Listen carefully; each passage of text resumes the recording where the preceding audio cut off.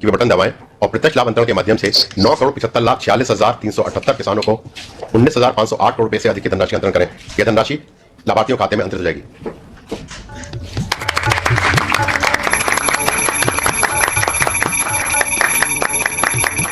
देश भर से जुड़े किसान और भाइयों बहनों, आज देश के लगभग 10 करोड़ किसानों के बैंक खाते में 19,500 करोड़ रुपए के से भी अधिक ये रकम सीधी उनके खाते में ट्रांसफर हो गई है।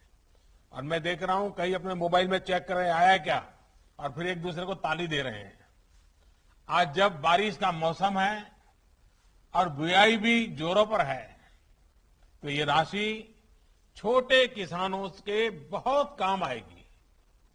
आज 1 लाख करोड़ रुपए के कृषि ट्रांसफर इंफ्रास्ट्रक्चर फंड को भी 1 साल पूरा हो गया है।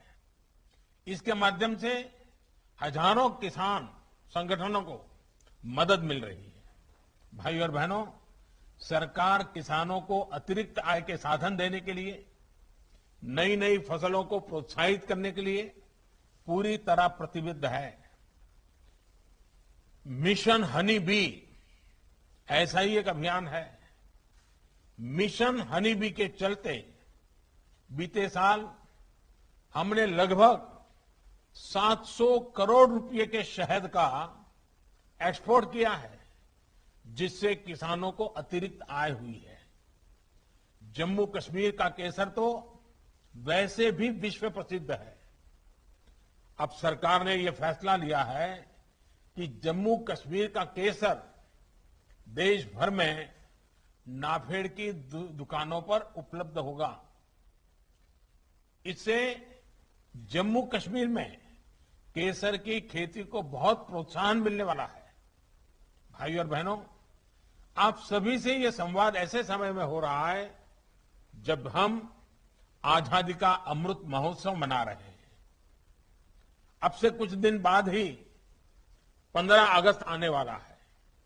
इस बार देश अपना 75वां स्वतंत्रता दिवस मनाने जा रहा है।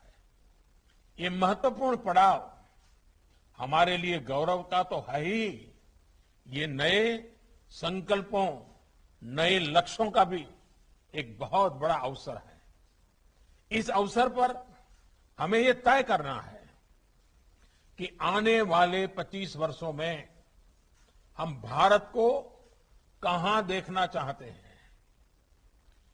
देश जब आजादी के 100 वर्ष पूरा करेगा 2047 में, 2047 में, तब भारत की स्थिति क्या होगी, ये तय करने में हमारी खेती, हमारे गांव, हमारे किसानों की बहुत बड़ी भूमिका है।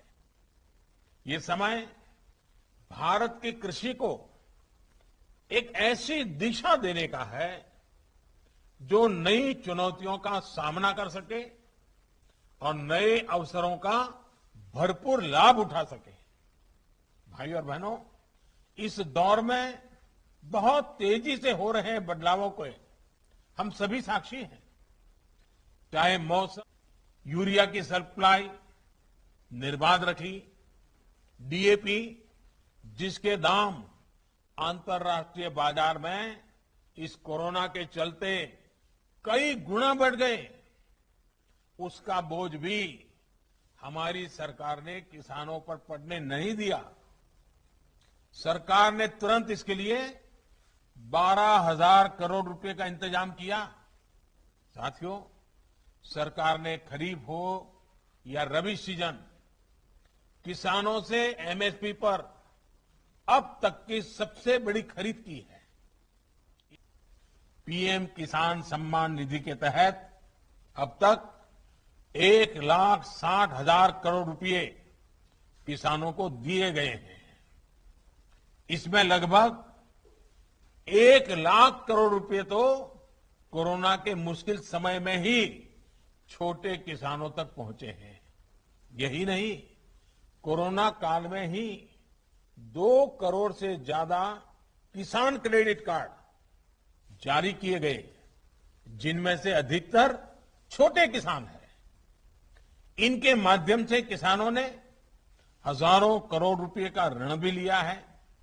कल्पना कीजिए, अगर ये मदद छोटे किसानों को ना मिलती तो 100 वर्ष की इस सबसे बड़ी आपदा में उनकी क्या स्थिति होती।